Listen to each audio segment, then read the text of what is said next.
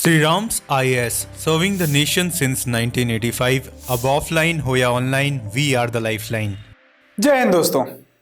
अभी कुछ ही समय हुआ था कि हम कोरोना के सदमों से बाहर आए थे। कुछ ही समय हुआ था हम कोरोना को भूलने लगे थे। हमने कोरोना में लाखों परिजनों को खोया, लाखों फैमिली मेंबर्स को खोया। मैं लाखों क्यों बोल रहा हूं? क्योंकि भारत एक देश है जिसकी फिलॉसफी है वसुधैव कुटुंबकम।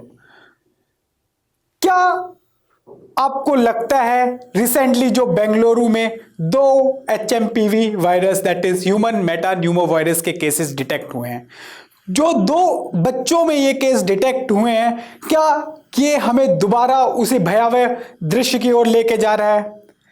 जो गलतियां हमने कोरोना के टाइम पे की थी, क्या वो हम दोहराने जाएंगे? क्या ये वायरस कोरोना की तरह ही इतना डेडली होगा कि पूरी अर्थव्यवस्था, पूरी रोजमर्रा की जिंदगी और ये मानव इतिहास ही बदल जाएगा? आइए समझने की कोशिश करते हैं कि क्या है HMPV वायरस। जब हम बात करते हैं इस वायरस की, जस्ट लाइक कोरोना की ही तरह ये एक रेस्पिरेटरी वायरस है। हालांकि इसके शिकार 14 साल से कम उम्र के बच्चों को होने की आशंका ज्यादा है।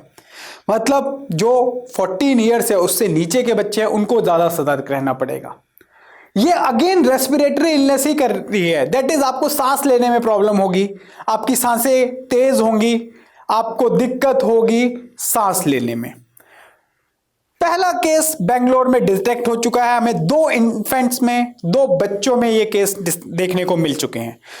अब हमको यह समझना पड़ेगा कि यह वायरस है क्या हम इस वायरस से लड़ने के लिए तैयार हैं? क्या कोरोना की लर्निंग्स हमारे कुछ काम आएगी? और ये जो वायरस बढ़ रहा है, इसका ओरिजिन क्या है?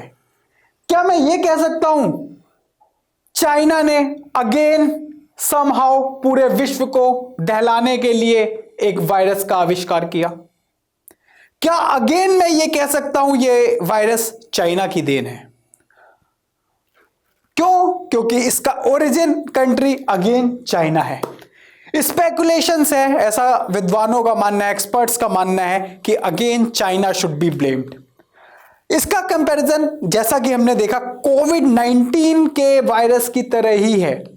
आप जब इस वायरस को समझने की कोशिश करेंगे तो आपके दिमाग में सबसे पहले यही क्वेश्चन आएगा, क्या यह अगेन एक बहुत बड़ा थ्रेट होने वाला है मानव इतिहास के लिए? अगर हां, तो क्या हम इसके लिए प्रिपेयर्ड हैं? क्या ऐसी चीजें हैं जो हम इस वायरस को समझने के लिए इस्तेमाल कर सकते हैं? सबसे पहले बात करेंगे सिम्टम्स की।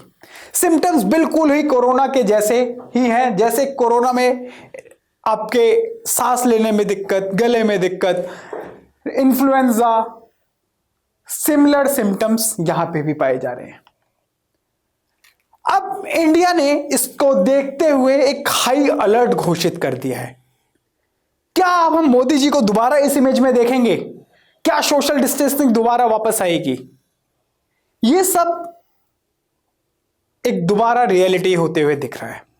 अभी मुश्किल से 4 साल ही हुए हमें अपने चेहरे से मास्क हटाए हुए, वरना मास्क हमारी आइडेंटिटी बन गया था। क्या हम उस ओर दोबारा जा रहे हैं? इन सभी क्वेश्चंस के साथ चलिए यह समझने की कोशिश करते हैं कि इसे रोका कैसे जा सकता है। जैसे कोरोना का स्टार्टिंग में कोई इलाज नहीं था, वैक्सीन बाद में आई थी, अभी तक इस वायरस का कोई इलाज नहीं।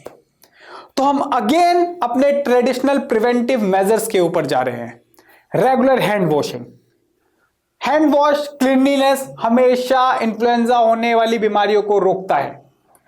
उसी के साथ हम बात करेंगे हाइजीन को मेंटेन करने का। हाइजीन, रिमेंबर आप लोगों ने स्प्रे करना शुरू कर दिया था डिसइंफेक्टेंट। रिमेंबर कैसे आपने डिसइंफेक्टेंट से अपनी गाड़ी, अपने कीज वगैरह पोंछनी शुरू कर दी थी जब वो बाहर से आए थे? कैसे डिटॉल की बिक्री बढ़ गई थी उस टाइम पे? कैसे डिटॉल की बिक्री बढ़ गई थी? मोर और लेस अगर आप देखोगे तो वहां पे सोशल डिस्टेंसिंग का फॉर्मूला भी आ जाता है। आपको क्राउडेड प्लेस में मना कर दिया जाता है। आपको याद होगा मेट्रो पे सीढ़ियां पे निशान बना दिए गए थे राइट और रॉन्ग के, कि आप यहां पे खड़े हो सकते हैं, यहां पे नहीं खड़े हो सकते हैं।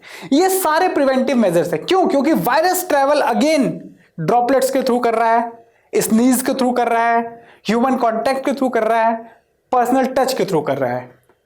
तो सोशल डिस्टेंसिंग अगेन दोबारा पिक्चर में आ गई है कि वायरस इतनी दूर ट्रैवल नहीं कर पाएगा। जैसे कोरोना में हुआ था वैसे ही अभी भी समय आ गया है। अगर आप बिल्कुल भी परेशानी महसूस कर रहे हैं, गो get your self tested and medical help लीजिए। इतना इजी नहीं है इस अगेन बीमारी को झेलना। तो अभी इंडिया ने world bank, WHO and other organisations के साथ मिलकर एक मीटिंग की है। इसमें मेन रोल है WHO का। पिछली बार WHO पे एलिगेशंस लगे थे कि उन्होंने सही समय पे सही सलाह, सही एडवाइजरी नहीं जारी की देशों के लिए, जो कि उसका काम है। अब यह गलती रिपीट नहीं होनी चाहिए। इंडिया इस पूरी सिचुएशन को मॉनिटर कर रही है। हमारे यहां वायरस का पाया जाना अपने आप में ही हमें हाई अलर्ट पे कर देता है, स्पेशली उस पॉपुलेशन के लिए जो इम्यूनो कॉम्प्रोमाइज है या जो एल्डर्स हैं। क्योंकि कोई भी वायरस होता है तो सबसे पहले एल्डर्स या इम्यूनो कॉम्प्रोमाइज या चिल्ड्रन पे ही ज्यादा अटैक करता है। क्यों? क्योंकि इनकी इम्यूनिटी कम होती है।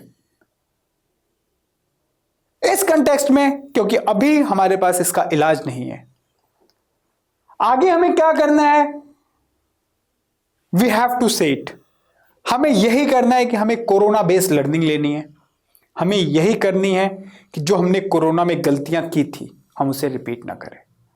With the expectation and the best wishes and the all the good wishes to all of you कि ये बीमारी दोबारा कोरोना जैसा रूप ना ले, ये बीमारी चाइना की तरह इंडिया में ना फैले।